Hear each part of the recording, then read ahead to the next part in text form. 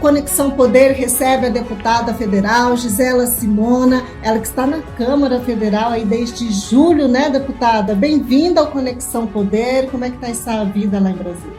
Olá, Márcia, Fernanda, a todos aí que assistem, né, o Conexão Poder.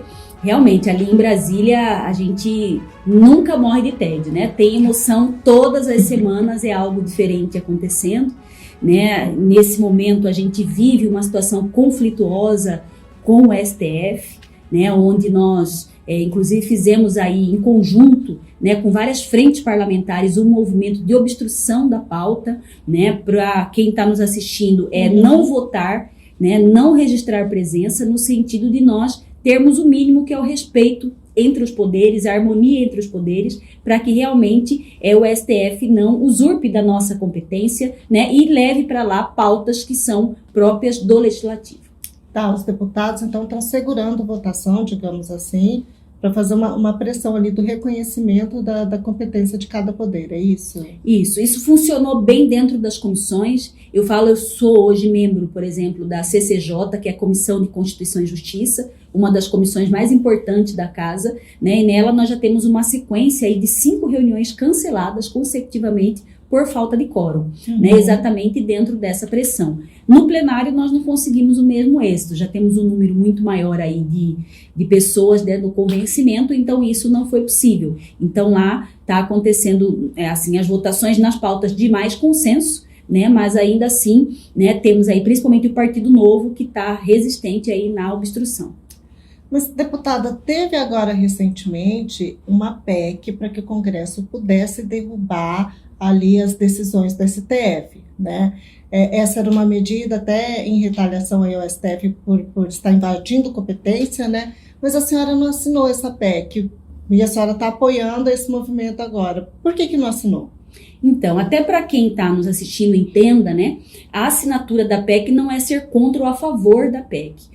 Quem é o autor, né, dessa PEC, que é a PEC 50/2023, acredito que está se referindo, né, é uma PEC que altera o artigo 49. Quando ele consegue as primeiras 250, salvo me engano, assinaturas, que é metade da casa, na verdade tem que fazer conta aí, quando ele consegue a quantidade de assinaturas para poder propor, ele já, na verdade, ingressa com o pedido, aí você não tem mais como assinar, né, mas vejam isso que não é a votação, então é só para que ela possa existir uma PEC, ela tem um mínimo de assinatura, né? Então, hoje ela já foi proposta e eu, quando tive conhecimento dela, na verdade já tinha sido proposta porque metade da casa já tinha assinado, né? Mas sou a favor, né? Inclusive subscreveria essa PEC sem nenhum problema, mas foi mesmo uma questão do autor, quando de conseguir todas as assinaturas, já ter feito a sua propositura.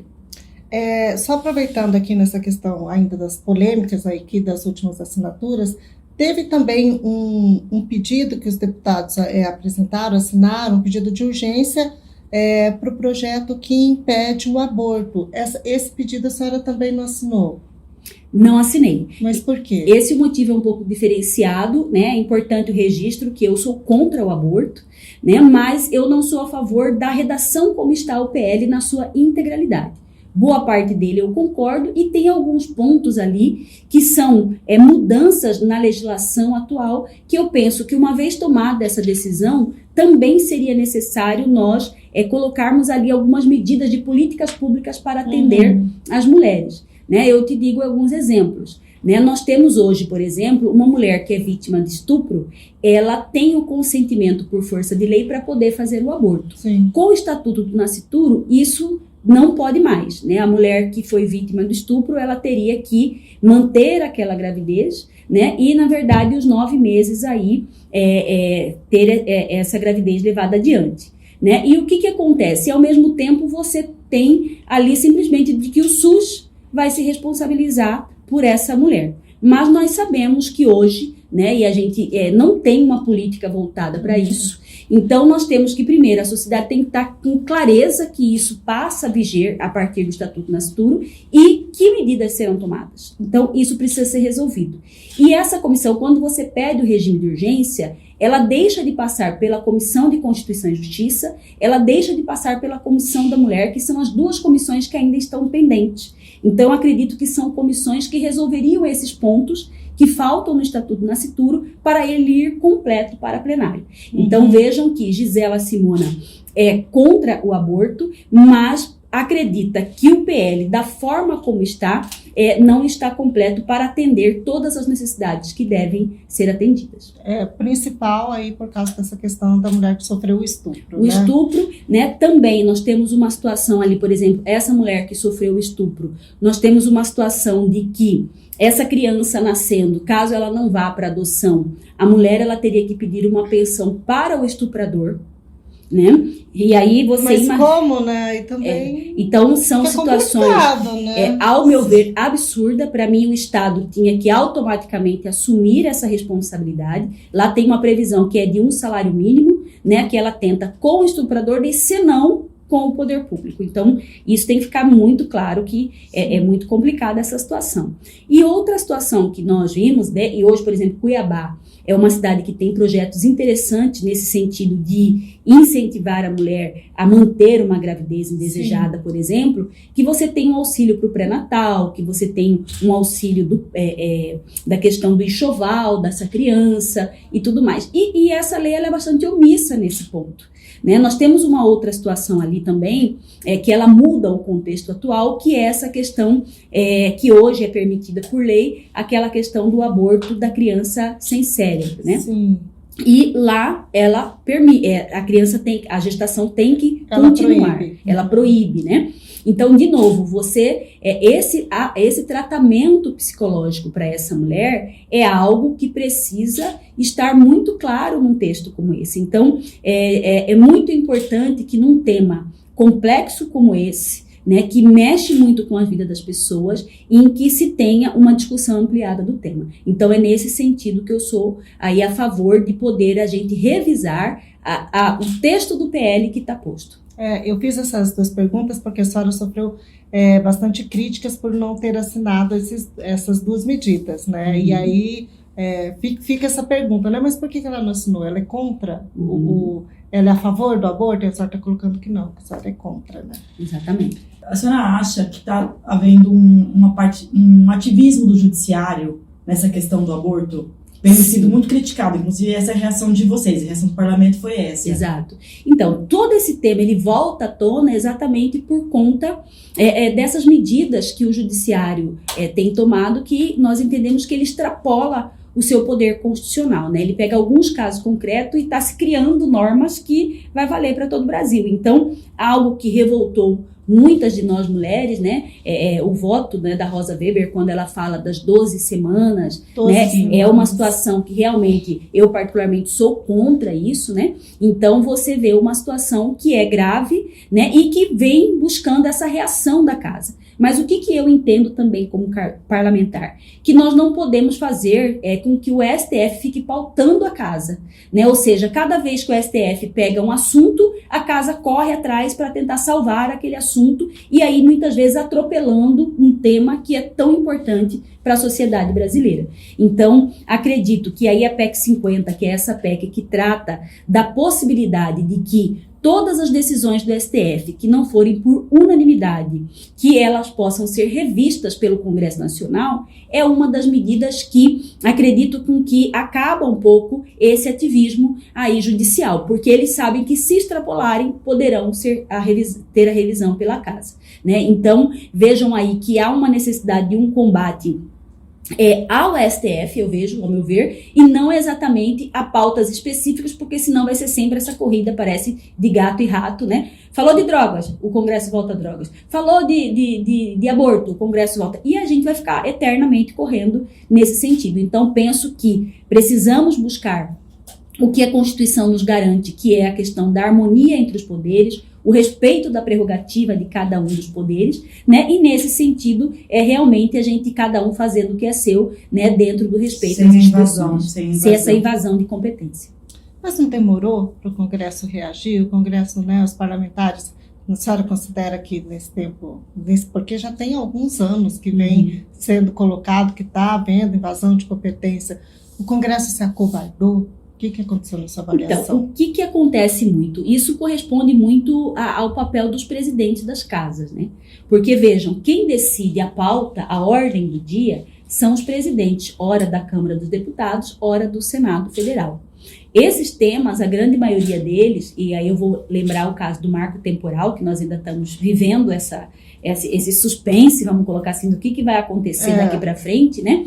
Porque vejam que nós tínhamos aí, sabendo que tinha uma decisão lá no STF, o marco temporal foi votado até com rapidez dentro da Câmara dos Deputados, mas quando chegou no Senado, né, o presidente, o Pacheco, assim, sentou em cima né? E aí o que aconteceu? E aí acelerou lá no STF e saiu o julgamento, né, derrubando o marco temporal. Então foi algo que acredito que foi o estopim final aí para essa questão do que está acontecendo hoje dentro do Congresso, né, que é a questão da obstrução, que é a questão das PECs tratando dessa revisão da Constituição, exatamente por conta disso, né? Então vejam aí que a gente tem essa medida por parte do senador Pacheco lá, que segurou, né? E aí, então, quando veio a votação, viram que aí a representação popular, que são os senadores, confirmou que a Câmara já tinha, foi aprovar o marco temporal, e agora nós estamos aí, né? Aguardando, sim, que o presidente da República respeite,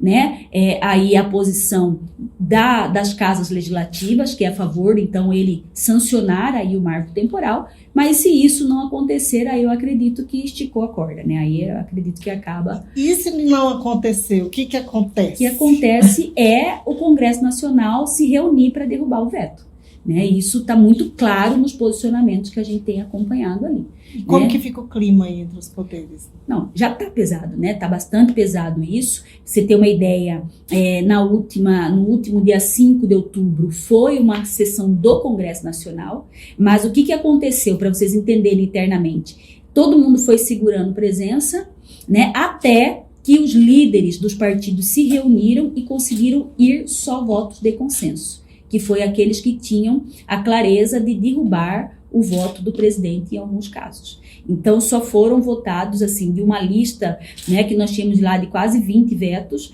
né, foram aí 2 projetos de lei praticamente que foram analisados vetos porque tinham consenso. Né? Então, eu acredito que a gente chegou em um ponto em que realmente haverá que ter, né, esse respeito às casas aí. Mas essas medidas que a gente está falando, que são essas medidas aí tão criticadas aí, que vem do STF, posicionamento aí do governo Lula também, na sua avaliação, essas questões negativas, elas não estão ocorrendo, avançando rápido demais nesse governo Lula? Porque a gente está com poucos meses, não tem nenhum ano da nova gestão. Praticamente. Tanta pauta polêmica, tanta coisa que impacta diretamente, né? Por isso que a gente tem usado essa expressão, né, do ativismo judiciário, porque nunca se viu, né? Uma coisa é, uma vez ou outra, você ter um tema sendo abordado pelo STF que possa ter... Agora a gente tem maconha, aborto, marco temporal, teve a questão também... Menos de um mês.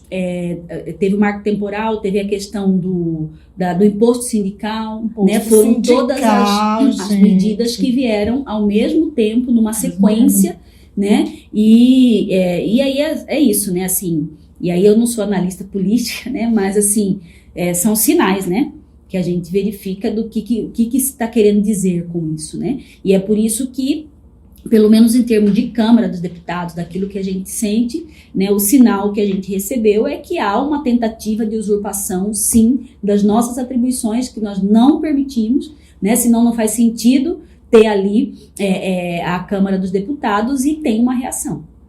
A tentativa seria, digamos, de invalidar o Congresso. Invalidar os parlamentares. Porque você imagina nessa situação... Tipo, não importa se vocês são a favor ou contra, vai ser isso. Vai ser isso, né? Porque o que é? A questão do STF é ver alguma inconstitucionalidade, né? Regra geral, seja num caso concreto de uma decisão judicial, seja, sim, de um ou outro artigo de uma lei, de alguma situação nesse sentido, mas o que a gente está verificando é isso, né? Pautas completas em que inclusive são reguladas pelo próprio poder legislativo, né, mas que alguns casos aí omissos, eles na verdade acabam extrapolando aquela omissão e fazendo ter repercussão geral, né, o que acaba invalidando até a própria norma, né? Então, por exemplo, hoje nós temos lá na lei a questão, por exemplo, como foi falado, nós temos a questão do aborto, que já é ilegal no nosso país, tem algumas exceções específicas, restritas ali, que permitem essa situação, e aí você, em tese, tinha uma omissão de que nós tivemos casos polêmicos, né? Sim, foi vítima de estupro, mas até quantas semanas que foi a discussão, a lacuna aí, que poderia ser feito o aborto. Então, quando se faz para discutir a lacuna naquele caso concreto, aí você torna de repercussão geral a ponto de que qualquer pessoa que queira fazer o aborto até 12 semanas pode. Olha só o quanto que extrapola aquilo que já está na norma, né? Então, não é isso que era para estar sendo discutido dentro do STF. Ainda nesse tema, onde a senhora acha que o STF ganhou esse espaço? Como? Aonde? Que ele cresceu tanto a ponto do Congresso se diminuir tanto? Em que momento da história assim, que a senhora acha que foi ali que o STF cresceu? Na verdade, nós tivemos aí, vamos colocar muito claro, desde o governo anterior, nós temos um conflito muito grande, assim, vamos colocar publicamente, de desrespeito às instituições. E aí eu estou falando de todos os lados, tá? De executivo para legislativo, de legislativo para e vice-versa, isso aconteceu. E eu acredito que nessa medida, numa tentativa de demonstração de força, de parece que quem manda ou não, começou essa situação, que é muito grave para o país. Porque na democracia que nós estamos estruturados, né, pela Constituição de 1988, que inclusive nesse dia 5 de outubro faz 35 anos, vejam que a gente tem aí o pilar da estruturação da democracia, ela é exatamente essa divisão dos poderes e essa harmonia que deve existir entre cada um. Quando qualquer um deles extrapola isso, a gente tem o que nós estamos vendo, que é essa invasão de competência, esse desrespeito, né? E essa descrença da população também em qualquer uma das instituições é muito grave, né? Então nós precisamos retomar isso. E eu espero muito que, na verdade, as lideranças hoje, né, quando eu falo das lideranças, é o presidente da Câmara, o presidente do Senado, o próprio presidente do STF, né, haverá que ter, né, um diálogo entre eles a ponto de chegar num consenso, né, para que isso acabe não virando aí uma situação pior. Mas se a corda está esticada e o estopim ali do Congresso, com relação ao STF, foi essa questão do marco temporal, se o presidente Lula vetar, não aceitar, ele já estaria, digamos, ali cavando a própria, começando a cavar a própria cova ali no Congresso? Qual que é a sua avaliação? Acredito que sim. Perdendo os aliados? Perdendo os aliados, assim, eu vejo que eventuais apoios, né, que ele tem tentado buscar para a chamada governabilidade, isso pode estar em ameaça total. Porque quando você faz essa observação, né, ou essa afirmação de que a casa se diminui, invalida, quer dizer, nós estamos ali para quê? Né? Se o grande papel do legislador ali, do deputado, ele é propor leis, né, e isso é invalidado a qualquer tempo, né, qual é a função? Né? Então é melhor ir para casa, né, ao custo público que tem, né, cada deputado para hoje fazer esse papel, e se isso for invalidado por 11 pessoas, né, cada um que está ali tem uma representação popular gigante, né, pessoas com milhares de votos que chegaram até ali, que são denominados representantes do povo, e hoje a gente tem 11 ministros que, sem eleição do povo, sem ter essa representatividade, estão decidindo o país. E lá na Câmara a senhora se identifica mais com esquerda, direita, centrão? Como que a senhora está posicionada? Eu me considero independente, né? Independente, e aí alguns vão levar para o centro, né? Porque, e parece estar em cima do muro, mas assim, eu tenho muito claro, assim, eu tenho pautas que ora se assemelham com a direita, ora eu tenho pautas sociais que se assemelham, parece, com a esquerda, mas eu não me sinto em nenhum momento incomodada de ora apoiar uma e ora apoiar outra. Eu consigo transitar muito bem dentro disso, né? Primeiro, pela minha origem, né? Eu não posso, eu vou te dizer assim, dentro do próprio direito do consumidor, que é a minha bandeira principal, em vários momentos a gente tem conflitos com interesses econômicos, né? Então, mas a gente fica, vou te dar um exemplo, parece bobo, mas que mostra um pouco essa situação, né? Nós estávamos fazendo uma discussão na Comissão de Defesa do Consumidor sobre desobrigar o fornecedor de ter um exemplar do Código de Defesa do Consumidor. E nós tínhamos um outro colega de Santa Catarina dizendo o seguinte: deixa um QR Code no estabelecimento, né? Hoje é pelo celular, as pessoas acessam. E eu ficava imaginando a nossa realidade, né, de alguns municípios que a gente não tem internet. Entendeu? Eu fico pensando em situações, por exemplo, hoje a minha mãe, se nós vamos num restaurante e o cardápio em QR Code, ela não consegue ler, entendeu? E ela tem acesso a ele, mas não sabe. Então, assim, nós temos um Brasil que ele é muito diverso, né? É claro que quando a gente fala, por exemplo, de temas que são, por exemplo, da assistência social, né? Foi aprovado na última semana uma política nacional para as pessoas em situação de rua. Nós não queremos que as pessoas vivem só assistidas pelo Estado, né?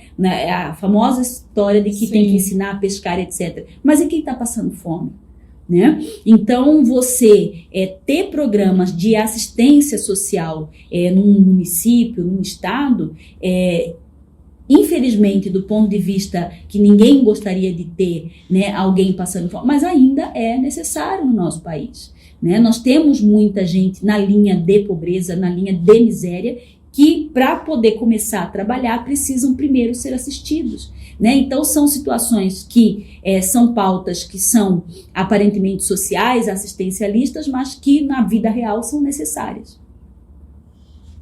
Vamos para as votações, vamos continuar. A Câmara acabou de votar a mini reforma eleitoral. A bancada do Mato Grosso, em peso, votou a favor. A senhora se mostrou bastante preocupada com relação à cota feminina. Você acha que a mulher ainda precisa de cota para entrar na política, para ter espaço na política?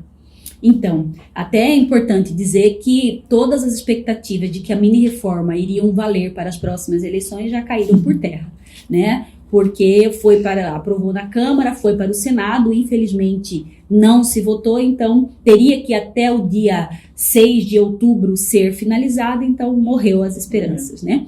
E com relação à questão das cotas para as mulheres, a questão é o seguinte: nós sou a favor do percentual de 30% para participar das candidaturas, né? E sou coautora da PEC, que é a PEC das cadeiras, como a bancada feminina tem chamado na Câmara, que ela, na verdade, não fala só mais de participar da campanha, mas de efetivas vagas dentro de Câmara de Vereadores, da Assembleia Legislativa e também da Câmara e do Senado. Né? Isso por quê? Né? Porque, infelizmente, nós temos hoje uma população que é de 54% da população. Eu que já fui candidata por 3 vezes, eu sei a dificuldade que é ser convidada para estar numa chapa de peso em que você tem viabilidades de vitória numa eleição, porque nós temos de forma preponderante na liderança dos partidos homens que querem sua própria reeleição. Já é difícil para um homem também, que nunca participou da política, entrar. Para a mulher um pouco mais difícil, porque existe uma falsa, vamos colocar assim, visão de que nós mulheres não gostamos de política. E isso não é verdade. Então eu sou sim a favor dessa cota de 30% para participar das eleições e sou coautora da PEC que busca efetivar as cadeiras das mulheres na Câmara e nas assembleias. Mas agora, recentemente, a gente estava com uma bancada aí, metade da nossa bancada federal estava sendo feminina, né? E agora acabou de sair a Flavinha, que estava ali na suplência do Juarez, aí reduziu, já estamos em 3 deputadas.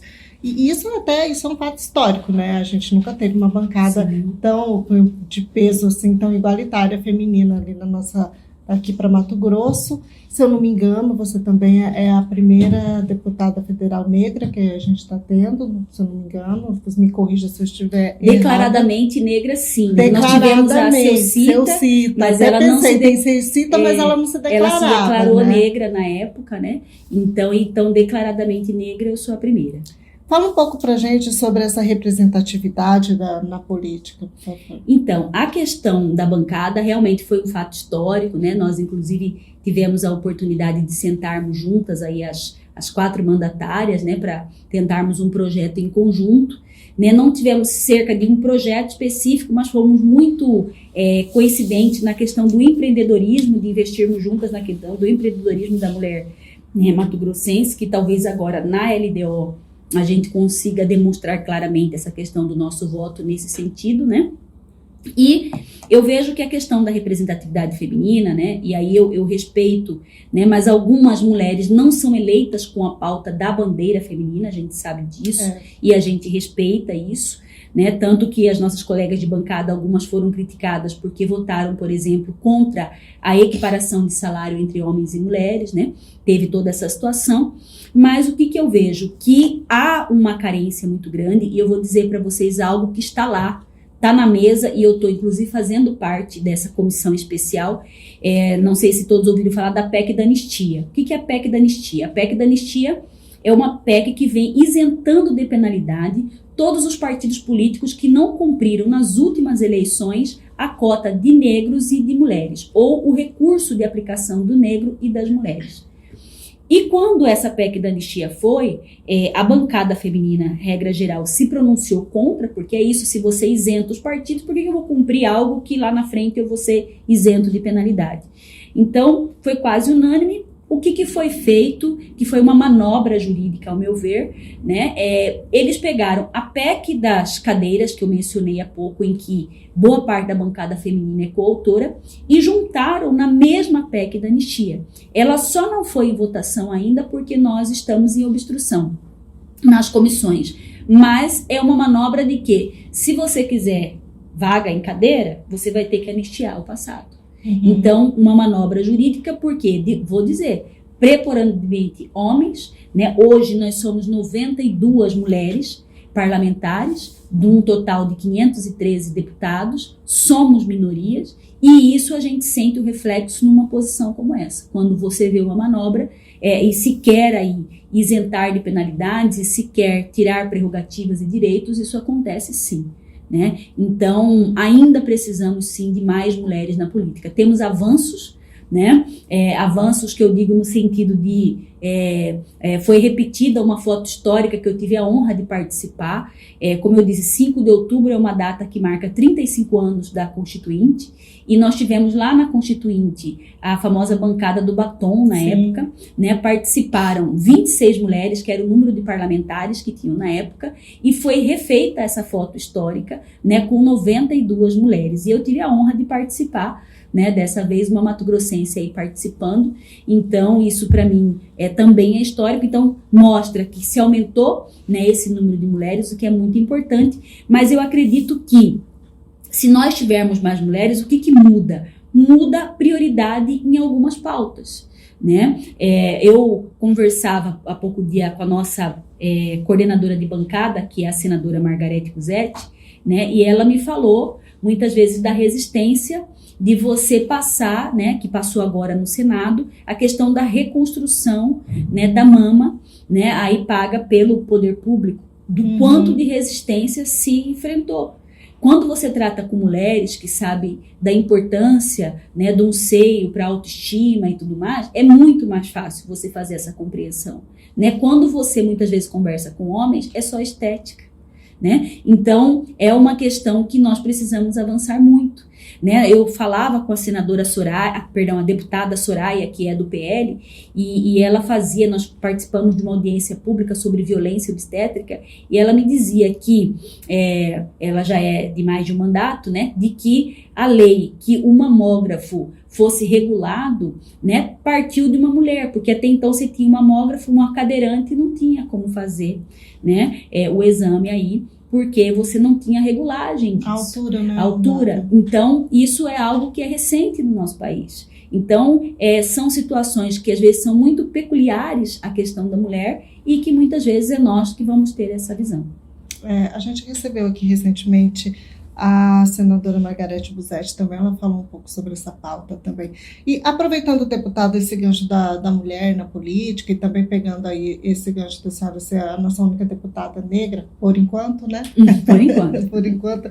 Eu gostaria que a senhora comentasse um pouco para a gente, sua avaliação a respeito de uma cena que a gente tem acompanhado, né, no nosso cenário político aqui da capital, principalmente, que é o caso da vereadora Edna Sampaio. Ela está aí sofrendo o risco de ser cassada pela suspeita de esquema de rachadinha na Câmara de Cuiabá, e ela sustenta, o discurso dela é que ela está sendo perseguida, é uma perseguição política por ser mulher e negra, que querem tirar a única mulher negra da Câmara Municipal. Não, pelo fato de ser mulher e negra, não. Né? Vejo que existe um fato muito grave que começou toda essa situação, que inclusive atinge uma mulher negra também, que foi demitida grávida, que é uma situação que a sociedade não aceitou como um todo, né? E fez com que muita gente não quisesse sequer se envolver nessa situação, porque tudo começa com essa demissão também, tudo, né? Então, são vários fatos, né, aí que foram errados, ao meu ver, e que estão sendo analisados, né? Então, independente se fosse uma mulher branca, se fosse um homem que tivesse feito isso, eu acredito que a situação do processo estaria acontecendo da mesma forma. Eu também penso. Eu também penso, justamente forma, até porque justamente você falou, né, a demissão da Laura, né? Estava a mesma situação, grávida, foi demitida. Por isso que eu acho que não cola a fala dela. Não vai. Não orna, o discurso eu não também, orna. como mulher negra, eu não engulo. Não aceito. Deputado, vamos falar sobre o seu colega de parlamento, sobre o Abílio.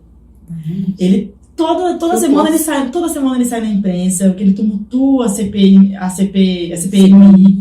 Toda semana tem uma notícia dele. Ontem a gente já teve outra, na terça-feira, ele bateu boca. O que a senhora acha disso, dessa movimentação do Abílio?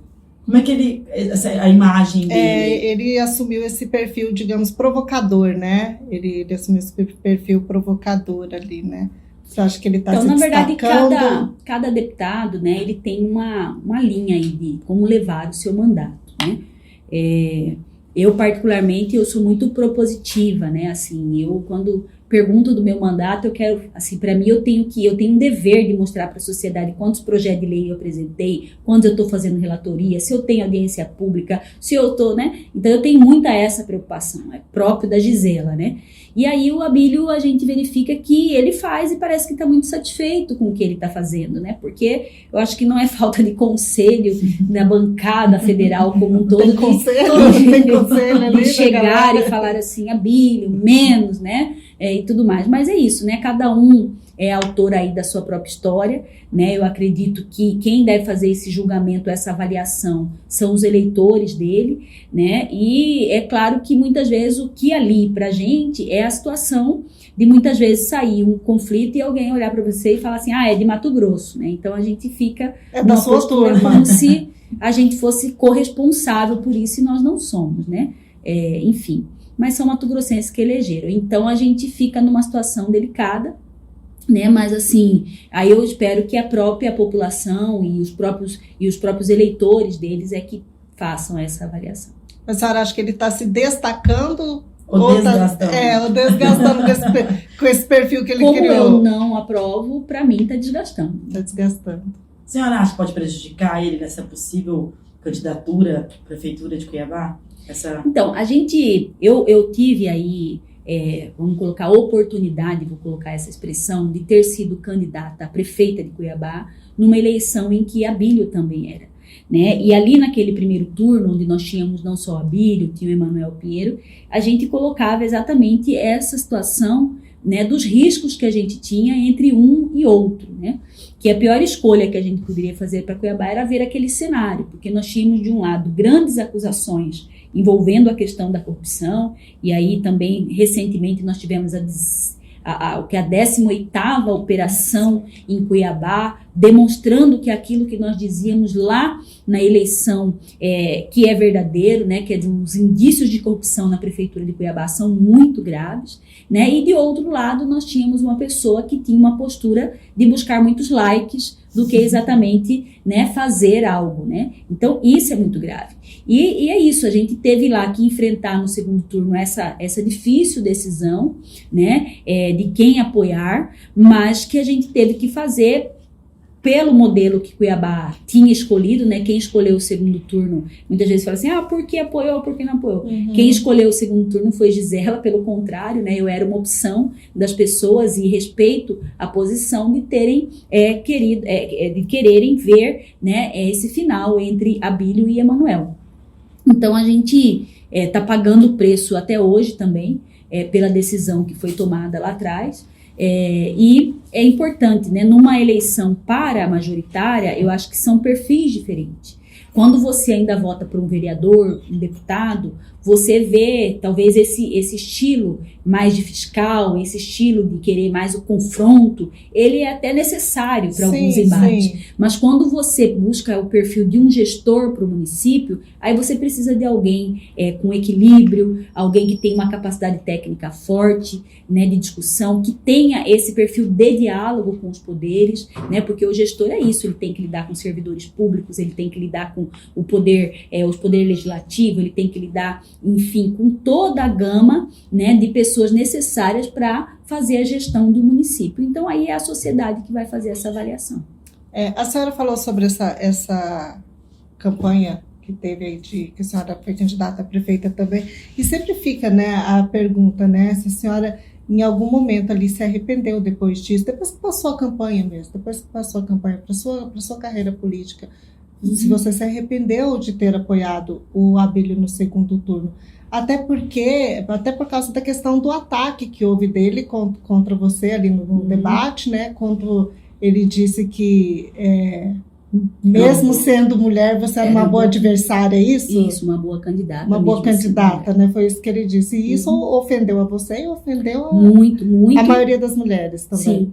E tanto que, por isso eu digo que foi uma decisão muito difícil. Eu não sei se todos se recordam que quando nós apoiamos o Abílio no segundo turno, houve um acordo, né? Porque quem acompanhou o primeiro turno viu que ele não tinha nenhuma bandeira para uma política pública para mulheres dentro do município, e quando nós fizemos esse apoio exatamente em razão das ofensas que nós sofremos, houve um compromisso público, né? Não foi acordo Gisele e Abílio, foi um compromisso público, inclusive em horário de TV, onde ele pega todo o compromisso nosso de política para mulheres, que tinha no nosso plano de governo, e adota como seu, a partir do segundo turno, né? Então, dentro desse contexto que eu vejo que não foi um desrespeito às mulheres, no contexto de nós termos aí a possibilidade de ter um gestor que não tinha nenhuma política nesse sentido e que passa a adotar uma, né? E não há o arrependimento dentro do contexto do que nós vivemos hoje em Cuiabá, né? Ter aí a 18ª operação, envolvendo principalmente a saúde, que é onde o cuiabano mais padece hoje, em termos de políticas públicas, é algo muito grave e é algo inaceitável. Assim, chega a ser vergonhoso, né, a gente ter a situação de crime que acontece hoje na nossa capital e a impunidade que há. Deputada, até sobre isso mesmo, sobre as operações policiais, o prefeito ele diz que ele está sendo vítima de perseguição dos adversários dele. Que essas operações todas são plantadas, ele é vítima. Não dá mais para engolir isso, né? Inclusive a 18ª foi com a Polícia Federal. Então, assim, o Brasil inteiro está conspirando só contra ele. Então, acho que esse tipo de discurso não cola mais, né? A população cuiabana já sentiu isso. Tanto que hoje, a gente que anda nos bairros, que conversa com as pessoas, a grande expectativa do cuiabano é mudança. Assim. Parece que estão contando os dias para chegar o momento de poder votar novamente. São 18 operações. O que a senhora acha? Como que chegou nesse nível? O que a senhora acha que faltou nessa gestão? Não, na verdade é má gestão, né? Exatamente, quando você tem a questão dos recursos públicos, o que a gente acompanha pelos números, porque o portal Transparência ele não é tão fácil de compreensão assim, mas o que a gente vê muito é que você tem um orçamento que é aprovado, inclusive passa pela Câmara dos Vereadores, só que o dinheiro que entra, muitas vezes entra um dinheiro, né? O que acontecia na saúde, entrava um dinheiro que geralmente para a saúde sempre vem muito recurso, e ao invés de usar só na saúde, você ia cobrindo outras lacunas do município. E aí na hora que era para chegar, né, para cobrir a saúde, ficava desfalcada. Era por isso que antes da intervenção a gente via faltar luva, faltar dipirona, faltar itens básicos, né, dentro das UPAs de Cuiabá. Então, essa situação da má gestão, né, de você, hoje que a intervenção está tentando buscar, que é você, hoje a gente tem que usar a tecnologia para nos ajudar, né, em ter essa compreensão do sistema, né, quantidade de medicamentos sendo jogado vencido, porque você não tem um controle efetivo.